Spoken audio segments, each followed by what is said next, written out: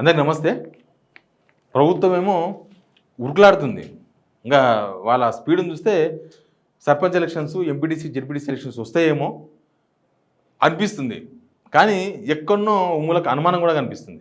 ఎందుకు అనుమానం కనిపిస్తుందంటే ఇట్లా చాలాసార్లు ఉరుకులాడినరు. ఇట్లా చాలాసార్లు ఇంక అయిపోయి తెల్లారితే ఎలక్షన్ అన్నట్టుగానే చేసిండ్రు. అసలు వీళ్ళ ప్లాన్ ఏందో తెలియదు. బట్ వీళ్ళ వ్యవహారం చూస్తుంటే ఇట్లాంటి అనుమానాలు వస్తున్నాయి. వీళ్ళకి లోకల్ బాడీ ఎలక్షన్స్ పెట్టే చిత్తశుద్ధి ఉందా? అసలు పెట్టాలనుకుంటుందా ఈ ప్రభుత్వం? ఎందుకంటే రేవంత్ రెడ్డి ముందు రోజు ఒక్కరోజు 24 అవర్స్‌లోనే మాట మార్చిండు. సరే ఇంటెలిజెన్స్ రిపోర్ట్ ఉండొచ్చు నెగిటివ్ ఉందని. అది ఇవాళ ఎలక్షన్ పెట్టినా ఇంకా ఒక 2 నెలల తర్వాత ఎలక్షన్ పెడితే ఇంకా ఎక్కువ నెగిటివ్ అవుతుంది అన్న సంగతి వాళ్ళకు కూడా తెలుసు. మినిస్టర్స్ అందరూ ఎలక్షన్స్ పెట్టాలని అంటున్నారు. దీనిలో ముఖ్యంగా మీనాక్షి నటరాజన్ గారు అయితే ఎలక్షన్ పెట్టాల్సిందే, ఎలక్షన్ పోవాల్సిందే అని గట్టి ప్రెషర్తో ఉన్నారు ఆమె. ప్లస్ కొద్దిమంది మంత్రులు కూడా ఎలక్షన్ పెట్టాలంటున్నారు. రేవంత్ రెడ్డికి ఏమో ఏమాత్రం ఇష్టం లేదు ఎలక్షన్ పెట్టడం. అసలు ఇప్పుడు కాదు, ఎలక్షన్ తర్వాత ఎప్పుడో చూద్దాం అన్నట్టు ఆయన ఉన్నాడు. కోర్టు పక్క 30 తారీఖున డెడ్లైన్ పెట్టింది. 30 తారీఖు అంటే ఇంకేమున్నది, ఆల్రెడీ వచ్చేసినాం, 4-5 రోజులు టైం ఉంది. రిజర్వేషన్స్ పైన ఒక వ్యూహం ప్రకారం జివో ఇవ్వాలని చూస్తుంది. ఏం జరగబోతుంది అన్ని అంశాలు కొంచెం విపులంగా మాట్లాడదాం. ఈ వీడియో కూడా అందరికి అవసరమైనదే. ఖచ్చితంగా సబ్స్క్రైబ్ చేయండి, షేర్ చేయండి. తెలంగాణ ప్రజలకు అన్ని విషయాలు చెప్పే ప్రయత్నం చేద్దాం. ఏంది ఇక ఎందుకు అనుమానం వీళ్ళ మీద అంటే వీళ్ళు ప్రతిసారి ఉరుకుతున్నారు, టక్కున ఆగిపోతున్నారు.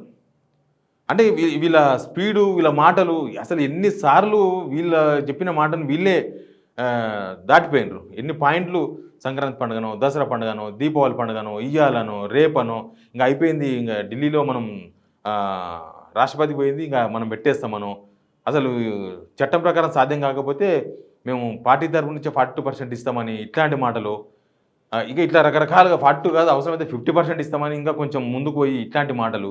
అసలు అడ్వకేట్ జనరల్ను కూర్చోబెట్టుకొని క్యాబినెట్ మీటింగులు పెట్టడము, ఆర్డినెన్సులు ఇచ్చి సంబరాలు చేసుకోవడము, ఢిల్లీ పోయి ధర్నాలు చేసి రావడము, లేకపోతే అసెంబ్లీలో చట్టం మార్చి 50% రిజర్వేషన్ మేము ఆ లిమిట్ను ఎత్తేస్తాం అని చెప్పి అక్కడ మళ్ళీ సంబరాలు, పాలాభిషేకాలు చేయించుకోవడము, తర్వాత చూస్తే మళ్ళీ ఎల్ఎల్కి రావడం, మళ్ళీ లోకల్ బాడీ ఎలక్షన్ ఎప్పుడు అని అంటే మళ్ళీ ఎవరి దగ్గర సమాధానం ఉండకపోవడం, ఇట్లా చాలా చాలా ఎపిసోడ్స్ జరిగినాయి. కాబట్టి ఇప్పుడు కూడా ఒక డ్రామా నడిపిస్తున్నారేమో. జనాలను ఖాళీగా ఉంచొద్దు, ఎప్పుడు ఏదో దాని మీద ఆలోచన చేపిస్తూ ఉండాలి. ఖాళీగా ఉంటే ప్రభుత్వం మీదకి వస్తారు జనమంతా కూడా, లేకపోతే ప్రభుత్వం మీద నిరసనలు, ధర్నాలు పెరిగిపోతాయి. కాబట్టి వాళ్ళందరినీ ఎంగేజ్ చేసే ప్రయత్నం చేస్తుందేమో, అందరినీ గందరగోళం సృష్టించే ప్రయత్నం చేస్తుందేమో అని అనుమానాలు కలుగుతున్నాయి. అసలు ఏం జరిగింది, ఎందుకు అన్ని అనుమానాలు అంటే ఇప్పుడు ఏమైంది, రిజర్వేషన్స్ పైన ఇయ్యాలనో రేపో ప్రభుత్వం జీవో ఇవ్వబోతుంది అని. అంతకన్నా ముందే ఒకతను బుట్టంగేరి మాధవరెడ్డి అని రెడ్డి జాగృతికి సంబంధించిన లీడర్, ఆయన కోర్టుకు పోయిండు ఆల్రెడీ. ప్రభుత్వం జీవో ఇవ్వకముందే రిజర్వేషన్ మీద కోర్టుకు పోతే కోర్టు కొట్టేసింది. అసలు న్యూస్ పేపర్లో వచ్చిన వార్తలు పట్టుకొని కోర్టుకు వస్తారా, ప్రభుత్వం ఇచ్చిన జీవో ఏడ ఉంది, ఇంకా ప్రభుత్వం నిర్ణయం తీసుకోలే కదా అని పిటిషన్ కొట్టేసింది. అసలు ఈ ప్రయోగం కూడా గవర్నమెంటే చేసిందేమో అన్న అనుమానాలు ఉన్నాయి. అంటే ఒక ప్రయోగం ఫస్ట్ కోర్టుకు పోయి పంపించేసి వీళ్ళే పంపించిర్రా అని అనుమానాలు ఉన్నాయి. బుట్టంగేరి మాధవరెడ్డి గారు అయితే రెడ్డి జాగృతి లీడర్, నాకు కూడా తెలుసు. ఆయన అన్ని పార్టీ లీడర్తో సంబంధాలు ఉన్నాయి. మళ్ళీ అదొకటి ఉంది, ఆయన బీజేపీతో సంబంధాలు ఉన్నాయి, బీఆర్ఎస్తో సంబంధాలు ఉన్నాయి, సేమ్ టైం కాంగ్రెస్ వాళ్ళతో ఇంకా బాగా సంబంధాలు ఉన్నాయి. కాబట్టి గవర్నమెంటే ఒక రాయి చేసిందేమో, జనాలను చూద్దాం ఎట్లా టెంప్ట్ అవుతారు జనాల నుంచి ఎట్లాంటి రియాక్షన్ వస్తుందనో, లేకపోతే ఇంకేమన్నా ఆశించిందేమో ప్రభుత్వం అనిపించింది. బట్ ఏం జరిగిందో దేవునికి ఎరక. కానీ ఇప్పుడు ఏంది వీళ్ళ ప్లాను, శుక్రవారం సాయంత్రం అంటే ఈరోజు సాయంత్రమే, ఈరోజు సాయంత్రం జీవో ఇస్తారంట. రిజర్వేషన్ను ఖరారు చేస్తూ 42% బీసీలు, 15% ఎస్సీలు, 10% ఎస్టీలు, మొత్తం కలిసి 67% అవుతుంది. 50% అనే ఒక లైన్ను మేము అసెంబ్లీలో ఎత్తేసాం కాబట్టి ఇంకా మేము జీవో ఇచ్చుకుంటాం అనే దానిలో ఉన్నారు. జీవోనే ఇచ్చుకుంటే రిజర్వేషన్లు వచ్చేదానికి ఆర్డినెన్స్ ఎందుకు పంపించినట్లు, లేదా అంతకుముందు అసెంబ్లీలో ఎందుకు తీర్మానం చేసినట్లు, ఎందుకు రాష్ట్రపతి దాకా పోయినట్లు, ఈ ఆర్డినెన్స్ గవర్నర్ దగ్గర ఎందుకు ఆగిపోయినట్లు, ఇవన్నీ కూడా చాలా చాలా చర్చలు ఉన్నాయి. దాని గవర్నమెంట్ నుంచి సమాధానం లేదు. కానీ ఇప్పుడు శుక్రవారం నాడు సాయంత్రం ఇస్తారంట. ఎందుకు శుక్రవారం సాయంత్రం ఇస్తారు, ఏంది ముహూర్తం అంటే కోర్టు 5 రోజులు సెలవు వస్తుంది. శనివారం, ఆదివారం, సోమవారం, మంగళవారం, బుధవారం, ఏదో వరుసగా 5 రోజులు హాలిడే ఉంది. ఎవ్వరు కోర్టుకు పోయే అవకాశం ఉండదు. కాబట్టి మేము శుక్రవారం నాడు సాయంత్రం జీవో ఇస్తాం. శుక్రవారం సాయంత్రం అంటే వీళ్ళు అర్ధరాత్రి పూట ఇస్తారు. ఇప్పుడు గ్రూప్ 1 ఉద్యోగాల నియామకాలు 11:57కో 11:58కో రిలీజ్ చేసిర్రు. ఇంకా అర్ధరాత్రి పూట అనమాట, అందరూ అనుకున్నాక ఇస్తారు. అట్లా ఇది కూడా ఏ అర్ధరాత్రి ఇస్తారో తెలియదు. శనివారం ఆదివారం మీరు జీవో ఇవ్వలేరు, సెలవు ఉంటుంది. కాబట్టి ముందే ఇస్తారు. ఇక సోమవారం నాడు ఫస్ట్ అవర్స్లోనే జీవో ఇస్తారనమాట.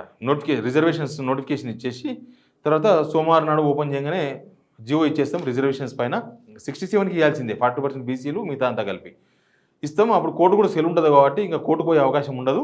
మనం నెక్స్ట్ ఎలక్షన్ ప్రాసెస్ స్టార్ట్ అయిపోతుంది. నోటిఫికేషన్ వచ్చేస్తే, జీవో నోటిఫికేషన్ వచ్చేస్తే ఎలక్షన్ ప్రాసెస్ స్టార్ట్ అయిపోతుంది. ఎలక్షన్ ప్రాసెస్ స్టార్ట్ అయిన తర్వాత కోర్టుకు పోయినా కూడా నడవదు. ఎట్లా కోర్టు 5 రోజులు హాలిడే ఉందని కోర్టు హౌస్ మోషన్ పిటిషన్ కూడా వేయచ్చు. ఆ విషయం ప్రభుత్వానికి మరి అడ్వకేట్ జనరల్ ఎందుకు చెప్తలేడో కానీ సెలవు రోజుల్లో కూడా హౌస్ మోషన్ పిటిషన్ కూడా అంటే వాళ్ళ ఇంటి దగ్గర కూడా విచారించే అవకాశం ఉంటుంది జడ్జి. కాబట్టి ఏం జరుగుతుందో తెలియదు.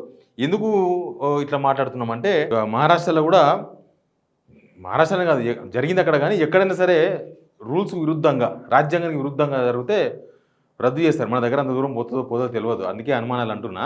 ఎందుకంటే ఇప్పుడు సరే ఆయన ఎవరో కోర్టుకు పోయిండు, పెళ్లి కాకముందే విడాకుల కేసు వేసినట్లు గవర్నమెంట్ జీవో ఇవ్వకముందే రిజర్వేషన్ పైన పోతే కోర్టు ఇంకా ప్రభుత్వం నిర్ణయం తీసుకోలేదని కొట్టేసింది. కానీ ఇప్పుడు శుక్రవారం సాయంత్రం ఇస్తే హౌస్ మోషన్ పిటిషన్ కూడా వేస్తుంది. ఇంతకుముందు అయిపోయినా కదా హౌస్ మోషన్ పిటిషన్ ఎవరైనా వేయచ్చు కదా, దాన్ని వ్యతిరేకించే వాళ్ళు, లేకపోతే అక్కడ టికెట్లు ఆశిస్తున్న వాళ్ళు, ఎవరికో ఇక్కడ బీసీకి ఇస్తారన్న దగ్గర ఎవరు ఉన్నారు అనుకో, వేరే వాళ్ళు టికెట్ ఆశిస్తున్న వాళ్ళు పోవచ్చు. అది అందరికీ హక్కు ఉంటుంది, కోర్టుకో హక్కు. ఒకవేళ అది జరిగితే కొట్టేసే అవకాశాలే 99.9% ఉన్నాయి. గవర్నమెంట్ ఇచ్చిన ఆ 67% రిజర్వేషన్ జీవో 42% + 15 + 10 అది కొట్టేస్తే ఇక కోర్టు పేరు చెప్పి ఇక మీరే చెప్పారు కదా ఇప్పుడు కాదని చెప్పి మేము ఇంకా ప్రిపరేషన్ ఇంకా టైం పడుతుంది అని చెప్పేసి ఎలక్షన్ వాయిదా వేస్తారా? వీళ్ళు ట్రైన్లో ఉరుకుతున్నారు. కాంగ్రెస్ వాళ్ళు ఏం చేస్తున్నారంటే ప్రతిసారి ట్రైన్లో ఉరుకుతున్నారు. ఆ ఉరుకుతున్న విజువల్ చూసి మనం వీళ్ళు ఉరుకుతున్నారు అనుకుంటున్నాం, కానీ వీళ్ళు ట్రైన్లో ఉరుకుతున్నారు. ట్రైన్లో ఎందుకు ఉరుకుతారు? ట్రైన్ ఈ కొనకెళ్ళి ఆ కొనకు ఉరుకుతారు, ఆ కొనకెళ్ళి ఈ కొనకు ఉరుకొస్తారు. ట్రైన్ ఆడికే పోతుంది, ఏడుకోవాలి. వీళ్ళు ట్రైన్ దాటైతే ఎక్కడ పోరు. వీళ్ళు సేమ్ అదే పొజిషన్. అంటే జనాలను తికమక ఎనికే ట్రైన్లో ఉరుకుతున్నారు అంటున్నాను.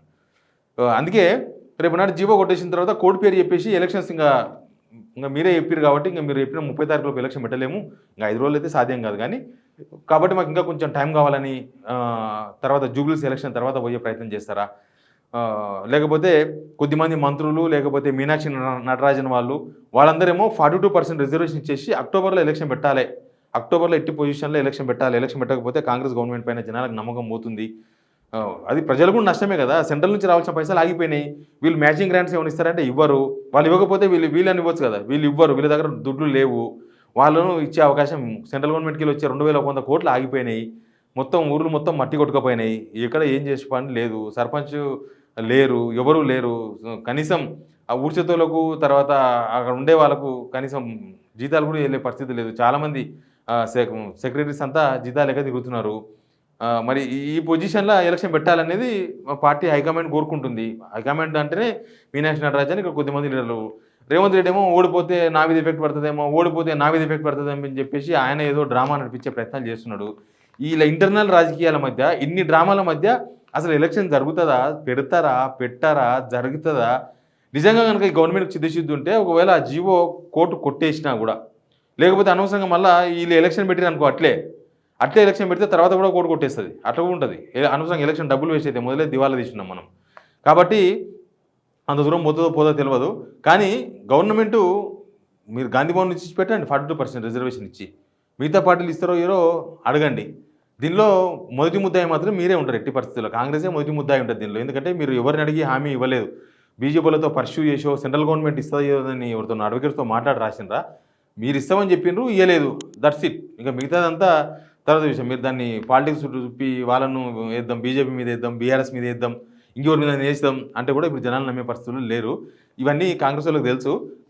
ఇవన్నీ చూస్తేనే అనుమానాలు. అసలు ఎలక్షన్ ఉంటుందా, ఉండదా, వీళ్ళకి పెట్టాలని ఉందా, పెట్టాలని ఉండదా, ఏం జరుగుతుంది అనేది ఒక పెద్ద డైలమా కనిపిస్తుంది. అసలు ఆశాభావాలు కూడా పాపం మొన్న గణపతి విగ్రహాలకు డబ్బులు ఇచ్చిర్రు, మాకు టికెట్ వస్తుందేమో, మా దగ్గర ఇదే రిజర్వేషన్ వస్తుందేమోనని. ఇప్పుడు బతుకమ్మలకు ఆడాగిడ కూడా ఖర్చు, దుర్గమ్మ విగ్రహాలు కూడా ఖర్చు పెట్టేసుకున్నారు. ఇక చూస్తున్నారు ఏం చేస్తుందని. బట్ గవర్నమెంట్ మాత్రం అందరితో గేమ్ ఆడుతుందని మాత్రం క్లియర్గా అర్థమవుతుంది. Please subscribe signal TV.